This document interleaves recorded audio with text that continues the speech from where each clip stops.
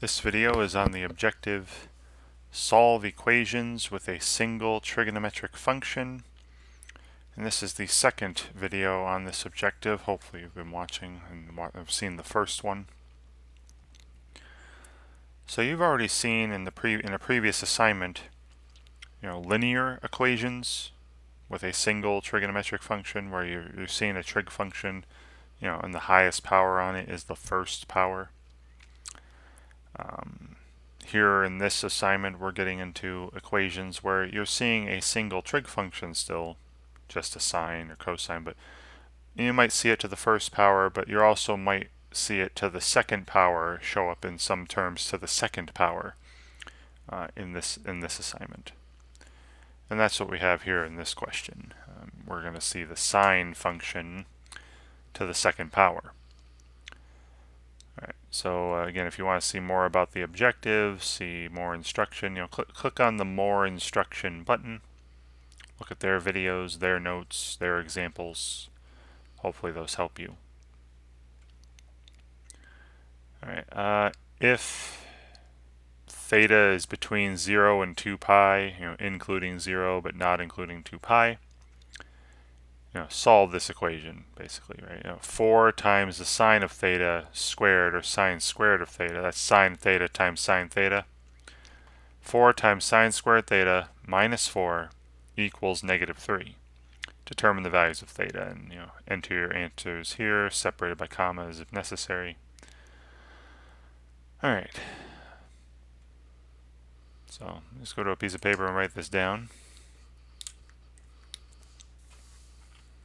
So the equation is 4 times the sine of theta squared minus 4 equals negative 3. Alright, so in the video before this, I made a substitution.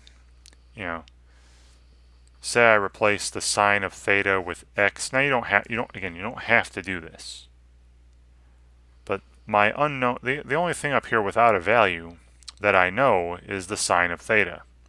So I replace the sine of theta with x, and now this 4 times the sine of theta squared becomes 4x squared.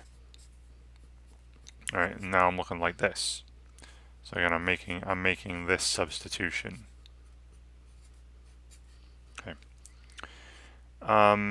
Then to solve this, this is a quadratic. Now you could take everything to one side, 0 on the other, try factoring, which is doable here. You could solve this by factoring, or the quadratic formula, right? You take everything to one side, 0 on the other, solve it with the quadratic formula, completing the square, factoring. But this is one of those nice ones where the square term is the only term with a variable.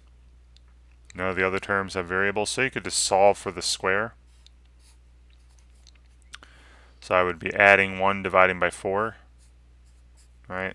Adding 4 and then dividing by 4, that makes positive 1 and then divided by 4. So I'm getting x squared equals a fourth. And then taking the square root of both sides, remember you get a plus or minus here, right? X could be positive square root of 1/4, which is a half, or x could be negative square root of 1/4, which is a half. Right? 1/2 squared is positive 1/4. Negative 1/2 squared is also positive 1/4. So you get two solutions here. Now these aren't the solutions of the original equation. Right? These are solutions of this equation with x. So now I substitute back. Right? We sub back. Because I want solutions in theta. I want to know what values of theta make that original equation true. Remember, every time I saw x, it's sine theta. So this is sine of theta equals 1/2, or the sine of theta equals negative 1/2. And I'll look at each of these equations separately. Alright, so the first one, right, when is the sine of theta equal to a half? Well, if you think around the unit circle just once, right, counterclockwise, the angles that have a sine of a half are positive, pi over 6, right, 30 degrees, and also 5 pi over 6, Right? Those angles had a sine of a half. So theta equals pi over 6. And if you look at pi over 6, you just keep adding 2 pi, subtracting 2 pi, you'd land at the same spot. So you could say that theta could be replaced by pi over 6, or pi over 6 plus any multiple of 2 pi, right? So plus 2 pi k, where k is some integer. Or, like I said, you could also do this for 5 pi over 6. Theta could be replaced by 5 pi over 6, or 5 pi over 6 plus any multiple of 2 pi. Okay. So there's the general solution. But, we only want solutions between 0 and 2 pi, they're asking us, right? We only want solutions in this range. So look, if I take pi over 6 and add 2 pi, it'll be too big. If I take pi over 6 and subtract 2 pi, it'll be too small. So the only solution I'm getting from that row is pi over 6. All right, that's the only solution from this row that's in this range from 0 to 2 pi. And then the same thing for 5 pi over 6, this second row. If I take 5 pi over 6 and add 2 pi, it'll be too big. And if I take 5 pi over 6 and subtract 2 pi, it'll be too small. So the only one that works is 5 pi over 6. So these are the only two solutions I'm getting from this first equation. Pi over 6 and 5 pi over 6. But I also have this other one, right? I have to solve the sine of theta equals negative 1/2 as well.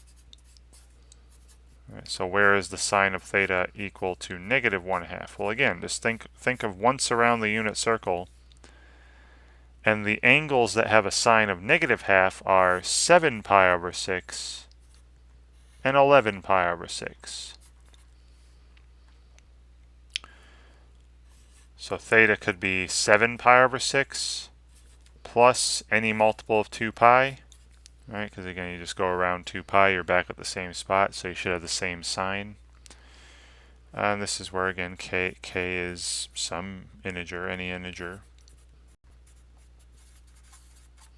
Or theta could be 11 pi over 6 plus any multiple of 2 pi k. But again, all we're looking for here are values between 0 and 2 pi. So if you were to take 7 pi over 6 and add 2 pi, that'd be too much. If you take 7 pi over 6 and subtract 2 pi, that'd be too small. Same thing for 11 pi over 6. You take 11 pi over 6 and add 2 pi, it's too big. You take 11 pi over 6 and subtract 2 pi, that solution would be too small. So the only solutions of these infinitely many that actually are in this range are 7 pi over 6 and 11 pi over 6. Right? So I'm going to enter these 4 in my assignment. Right? So the solutions, there are 4 of them that fit that description, fit that range. Right? So again, there were pi over 6, comma, 5 pi over 6,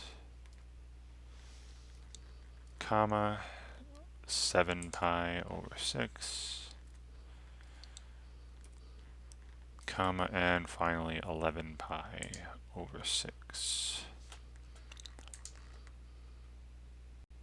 Great. And again, hopefully watching me do this is shorter, but hopefully watching me work this out, or looking at the more instruction, or reading the answer explanations when they come up, I'm hoping all this stuff helps you when you're doing this material on your own. And please know that my first video on this objective involved cosine, this one involves sine. You might have other ones that involve tangent or cotangent or secant or cosecant. Just know that all 6 trig functions are in play here. Alright, it's just the only videos I've happened to do were on sine and cosine. So just pay attention to the trig function. Alright, and thanks for watching.